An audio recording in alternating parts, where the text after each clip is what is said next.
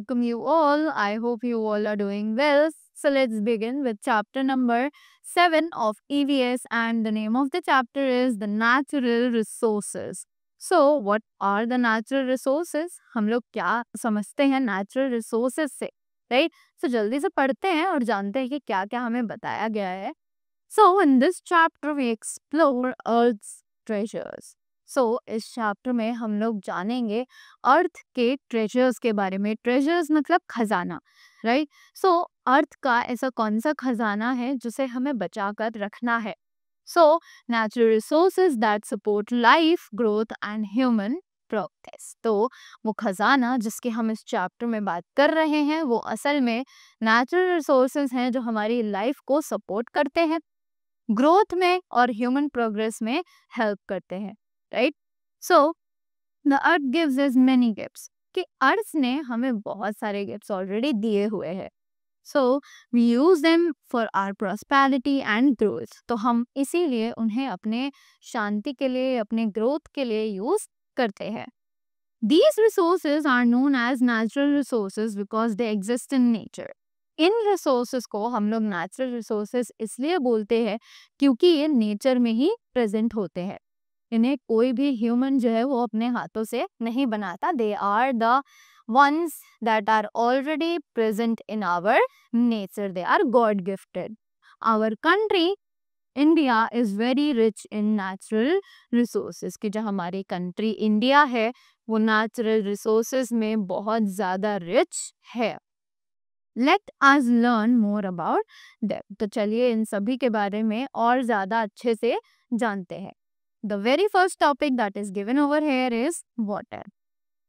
You have already learned about the uses of water in class 2. तो आपने class 2 में water के uses के बारे में पहले से ही सब कुछ पढ़ा हुआ है. India is very rich in water resources. कि इंडिया जो है उसके पास बहुत सारे वाटर रिसोर्सेज ऑलरेडी प्रेजेंट हैं. It is surrounded by water on 3 sides. कि इंडिया जो है वो अपने तीनों साइड से एक वाटर बॉडी से कवर्ड है. There are 3 main water bodies, the Arabian sea, the bay of Bengal and the Indian ocean. कि 3 मेन वाटर बॉडीज हैं जो कि इंडिया को सराउंड करती हैं. That is the first one is Arabian sea, the second one is the bay of Bengal and the third one is the Indian ocean, right? So all these 3 water bodies surround our country from all the 3 sides.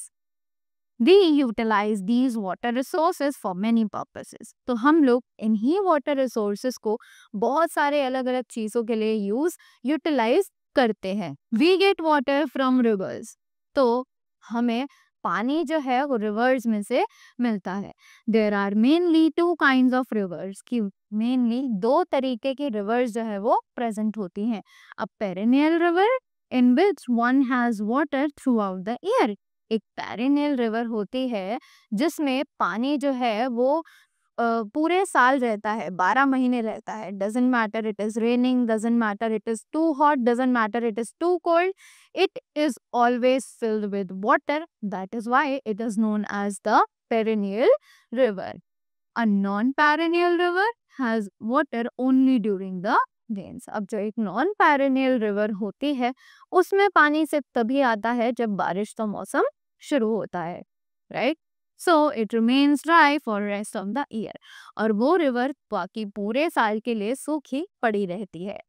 Some of the main rivers of India are the Ganga, the Yamuna, the Brahmaputra, the Narmada, the Krishna and the Godavari, right? तो ये India की कुछ famous reverse है जिनमें है Ganga, Yamuna, Brahmaputra, Narmada, Krishna and Godavari. We also use river water to produce electricity. तो हम लोग इस रिवर का वाटर को यूज करते हैं ताकि हम लोग इलेक्ट्रिसिटी को प्रोड्यूस कर सके. When water falls from a great height, it is used to produce electricity. कि जब पानी जो है वो एक बहुत ऊंची जगह से, बहुत ग्रेट हाइट से नीचे गिराया जाता है तब उसे यूज किया जाता है कि वो इलेक्ट्रिसिटी बनाने के लिए यूज किया जा सके. This is hydro electricity. It is mainly produced at dams. तो इसी चीज को हम हाइड्रो इलेक्ट्रिसिटी के नाम से जानते हैं और ये मेनली डैम्स पर प्रोड्यूस की जाती है. After that major Indian dams are, तो मेजर इंडियन डैम्स जो है वो है the Bhakra Nangal dam, the Hirakud dam and the Damodar valley dam. So all three dams are the very major Indian dams, right? Soil is another important resource of India. कि soil जो है वो India का एक दूसरा important resource माना जाता है. It is the topmost fertile layer of the earth's surface. ये अर्थ के सरफेस की topmost fertile layer कहलाती है.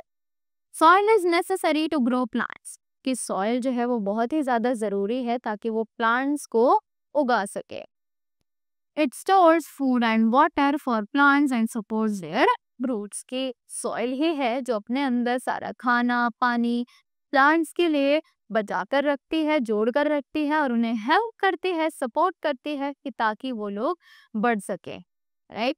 After that soil is made of loose and sand particles and humus. कि सॉइल जो है वो लूज सैंड पार्टिकल्स और ह्यूमस को मिलाकर बनती है. Humus is the dead and decayed parts of plants and animals. कि ह्यूमस जो है वो डेड और डिकेड पार्ट्स होते हैं प्लांट्स और एनिमल्स के, right. It adds to the fertility of the soil. और यही चीजें सॉइल की फर्टिलिटी में एड ऑन हो जाती है. There are many types of soil. कि बहुत सारे तरीकों की सॉइल जो है वो प्रेजेंट होती है. All soils are not equally fertile. कि सारी ही सॉइल्स इक्वली फर्टाइल नहीं कहलाती हैं. Some soils which are near riverside areas are more fertile because the river deposits fertile particles those area. तो कुछ soil some soils which are near riverside areas, जो soil riverside areas पर होती है वो ज़्यादा fertile होती है because the river deposits fertile particles those area. क्योंकि जो river के deposits होते हैं वो उस soil को fertile बना देते हैं. Alluvial soil is the most fertile soil. अब alluvial soil जो है उसको सबसे ज़्यादा fertile soil के नाम से जाना जाता है. It is suitable for growing almost all types of crops like jute, wheat, vegetables, cereals, etc. ये बहुत ही ज़्यादा suitable रहती है for growing almost all types of crops. सभी crops को अच्छे से उगाने के लिए, जैसे कि jute, wheat, vegetables, cereals, etc. Black soil is the most suited to grow cotton crops. तो black soil जो है वो बहुत ज़्यादा अच्छी मानी जाती है to grow the cotton crops. After that, the next topic that is given over here is agriculture. जल्दी से एग्रीकल्चर के बारे में पढ़ते हैं. Agriculture is another resource of India. कि एग्रीकल्चर जो है वो इंडिया का एक दूसरा रिसोर्स माना गया है, right. More than 2/3 of the Indian population is involved in growing crops. कि इंडिया से 2/3 पॉपुलेशन जो है वो क्रॉप्स उगाने में लगी हुई है, right. The art of cultivating land to grow crops is called agriculture. जिस तरीके से हम लैंड को उपजाऊ बनाते हैं, उसको इस लायक बनाते हैं कि वहाँ पर क्रॉप्स उगाए जा सके, उसी चीज को हम लोग एग्रीकल्चर के नाम से जानते हैं, right. After that it is the backbone of the Indian economy. कि ये इंडियन इकोनॉमी की बैकबोन यानी कि रीढ़ की हड्डी मानी जाती है. इसी की वजह से इंडियन इकोनॉमी जो है वो आज खड़ी है. It gives us food to eat. ये हमें खाने के लिए खाना देती है. Additional amount of food is grown to export to other countries. कि हमें एडिशनल अमाउंट ऑफ फूड यानी कि बहुत सारा खाना जो है वो उगाना पड़ता है ताकि हम उसे दूसरी कंट्रीज में भी एक्सपोर्ट कर सके. This helps in earning money. और ये पैसा कमाने के लिए भी हमारी हेल्प कर सकता है. Wheat, rice, sugarcane, pulses and vegetables are some of the main crops of India. कि wheat, rice, sugarcane, pulses, vegetables ये सभी हमारी हेल्प करते हैं और ये सभी इंडिया के मेन क्रॉप्स में से माने जाते हैं. To raise the production of food crops, the government has launched the program of the Green Revolution. अब ताकि हम लोग फूड क्रॉप्स की प्रोडक्शन को बढ़ा सके, गवर्नमेंट ने उसके लिए एक प्रोग्राम लॉन्च किया है जिसका नाम है the green revolution, right? After that we also have a big resource of cattle.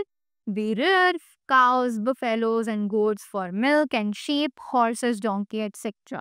अब हमारे पास बहुत सारे रिसोर्सेस कैटल के भी हैं। कैटल यानी जो एनिमल्स हम लोग एग्रीकल्चर में क्रॉप्स को उगाने के लिए यूज करते हैं, जैसे कि काव, जो भी पोल्ट्री एनिमल्स होते हैं हमारे, काव, हॉर्स, हेन, ये सभी कैटल में आते हैं, right? So for other works, the program of white revolution has launched to increase the production of milk. अब वहीं एक green revolution के साथ एक white revolution नाम का प्रोग्राम भी लॉन्च हुआ है जिसमें हमें मिल्क का प्रोडक्शन जो है उसको बढ़ाना है। So apart from these, we have poultry farms where hens and ducks are reared for eggs. अब इन्हीं सब के अलावा जितने भी पोल्ट्री फार्म्स हैं वहाँ पर हेन्स और डक्स को रेयर किया जाता है ताकि हम उनके जो एग्स हैं उनको अपने खाने की तरह कंज्यूम कर सके। The products we get from agriculture are in raw form. तो जो भी प्रोडक्ट्स हमें एग्रीकल्चर से मिलते हैं वो सभी अपनी रॉ फॉर्म यानी कच्चे होते हैं, right? We process them into finished and usable forms in industries. और हम उन्हें फर्निश करते हैं, उनमें चेंजेस करते हैं, उनको इस लायक बनाते हैं ताकि वो लोग जो है वो डायरेक्टली उन्हें यूज कर सके। और ये सब काम हम लोग इंडस्ट्रीज के थ्रू करते हैं। For example we grow cotton crops in soil. ऐसे कि एग्जाम्पल के लिए हम लोग कॉटन क्रॉप जो है उसको सॉइल में उगाते हैं। Then this cotton is used to make clothes, bedsheets, bags and other products in a factories. और बाद में यही कॉटन जो है वो कपड़े बनाने के काम, बेडशीट्स बनाने के, बैग्स और बाकी सारी चीज़ों को बनने के लिए फैक्ट्रीज में भेजा जाता है। India is a big industrial country, कि इंडिया जो है वो एक बहुत ही ज़्यादा बहुत बड़ी इंडस्ट्रियल कंट्री है। We have machines to produce many products, कि हमारे पास बहुत सारी मशीन्स हैं जो कि बहुत सारे प्रोडक्ट्स बनाने के काम आती है। Our main industries are iron and steel, cotton textiles, petroleum, sugar, paper, railways etcetera. कि हमारी जो ये मेन इंडस्ट्रीज हैं ये आयरन और steel industry, cotton industry, textiles, petroleum, sugar, paper, railways, यही सब है। After that the next topic is coal and petroleum. अब ये कोल और पेट्रोलियम क्या है? Coal and petroleum are other precious natural resources. अब कोल और पेट्रोलियम जो है वो अलग ही खास नेचुरल रिसोर्सेज हम सभी के लिए माने जाते हैं। They are used as fuels in our households, factories and vehicles. अब ये यूज किए जाते हैं फ्यूल्स की तरह हमारे घरों के काम में, फैक्ट्रीज में और बहुत सारे व्हीकल्स में भी। They are formed due to the decay of dead animals and plants millions of years ago. बनते हैं डेड एनिमल्स और प्लांट्स के डिके से और मिलियंस ऑफ ईयर्स अगो, जो कि बहुत सालों पहले मर चुके थे, right? Petroleum is found at the bottom of the sea. अब पेट्रोलियम जो है वो हमें सी के बिल्कुल बॉटम में मिलता है। These resources take a long time to form, कि ये जो रिसोर्सेज हैं ये एक बहुत लंबा टाइम लेते हैं। Hence we should use them very carefully and avoid any wastage. इसीलिए हमें उनकी बहुत ध्यान से देखभाल करनी चाहिए और उन्हें बिल्कुल भी वेस्ट नहीं करना चाहिए, right? Next topic given over here is minerals. So every country requires rich sources of minerals to grow. कि हर कंट्री को अलग अलग रिसोर्सेज और मिनरल्स चाहिए होते हैं ताकि वो ग्रो कर सके, ताकि वो आगे बढ़ सके। India has good deposits of minerals like iron, coal, mica and bauxite. तो इंडिया के पास बहुत सारे अच्छे मिनरल्स जैसे कि iron, coal, mica and bauxite present है। We also have deposits of other minerals like zinc, aluminium, silver and gold. तो हम सभी के पास दूसरे मिनरल्स भी हैं जैसे कि जिंक, एल्यूमिनियम, सिल्वर और gold. After that the Deccan plateau and the central part of India are richest in minerals. तो डेक्कन प्लेट्यू और सेंट्रल पार्ट ऑफ इंडिया जो है वहाँ पर बहुत सारे मिनरल्स प्रेजेंट है। Jharkhand is known as the mineral state of India, कि झारखंड को इंडिया की मिनरल स्टेट के नाम से जाना जाता है। We use these minerals to make products. So हम सब इन मिनरल्स का यूज करते हैं ताकि हम लोग प्रोडक्ट्स बना सके of our use and to export, ताकि हम अपने यूज के लिए हमारी ज़रूरत की जो चीज़ें हैं उनको बना सके और उन्हें एक्सपोर्ट यानी कि अपनी कंट्री से दूसरी कंट्री तक एक्सपोर्ट भी कर सके। Rajasthan, Karnataka, Orissa, Uttar Pradesh, Bihar are some of the states rich in minerals. ये सभी स्टेट्स जो है वो कुछ ऐसी स्टेट्स हैं जिनमें कोई ना कोई मिनरल जो है वो पाया जाता है। Next topic is forest. So now a large area of land covered with trees is called a forest। के बहुत बड़ा एरिया जो कि ट्रीज से कवर्ड रहता है उसको हम लोग फॉरेस्ट के नाम से जानते हैं। Forests are useful to humans in more than one way, कि फॉरेस्ट जो है वो लोगों को लोग यूज करते हैं एक से ज्यादा तरीके से। They are home to many wildlife animals, कि वो बहुत सारी वाइल्ड लाइफ एनिमल्स को घर भी प्रोवाइड करता है। दे provide us wood, paper, gum, honey and many important herbs and medicines, कि वो हमें wood, पेपर, गम, हनी और बहुत सारी इंपॉर्टेंट हर्ब्स और मेडिसिन भी प्रोवाइड करते हैं। They check floods and prevent soil erosion, कि ये सभी फ्लड्स को रोकते हैं और सॉइल इरोजन को होने से बचाते हैं। They are many kinds of forest in India, evergreen, deciduous, thorny, tidal and hill forest. तो बहुत सारे तरीकों के फॉरेस्ट होते हैं हमारे इंडिया में जो कि यहाँ दिए हुए हैं, जैसे कि evergreen, deciduous, thorny, tidal and hill forest. The land under forest is decreasing as humans are cutting them down forest for his own selfish needs. अब जो लैंड है फॉरेस्ट अंडर फॉरेस्ट जो कि फॉरेस्ट के अंदर आता है, राइट, इज डिक्रीजिंग, कि वो कम होता जा रहा है क्योंकि लोग जो है उसे काटते जा रहे हैं। लोग फॉरेस्ट को काटते जा रहे हैं in his own selfish needs, कि वो अपनी डिमांड्स पूरी करने के लिए बहुत ज़्यादा सेल्फिश हो रहे हैं और फॉरेस्ट को लगातार काटते चले जा रहे हैं। We should not destroy forest and plants, तो हमें प्लांट्स और फॉरेस्ट को डिस्ट्रॉय नहीं करना चाहिए। The next topic is population. So, the human population is another resource of India. ये human population जो है वो एक दूसरा resource माना जाता है इंडिया का।